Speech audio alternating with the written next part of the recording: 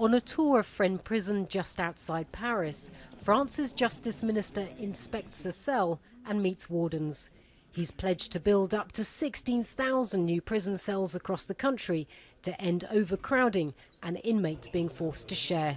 The minister says individual cells will improve standards and help tackle what he calls violent radicalisation.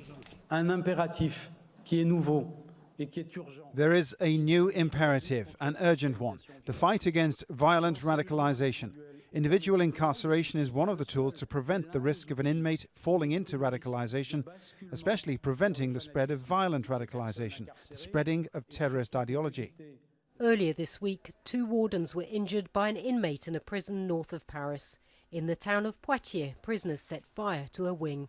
Unions say staff are overworked. The recent attacks in France and a state of emergency are adding to the pressure. It shows the government is at least listening and can see that France needs new prison places, but despite the promises, what we need to see is action.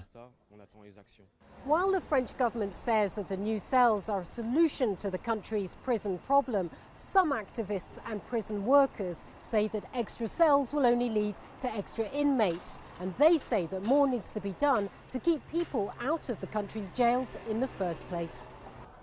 36-year-old Kempso first went to jail when he was 21.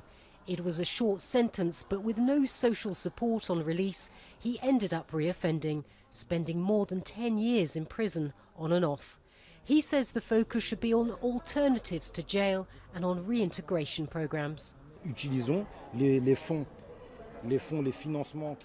money authorities want to spend on building more cells could be spent on creating training centres or ways to reintegrate offenders back into society, because otherwise they come out of prison and get into trouble again. The new prison cells are to be built over the next 4 years. Many here will be waiting to see whether they'll improve living conditions or, as critics fear, fill up with even more prisoners. Natasha Butler, Al Jazeera, Paris.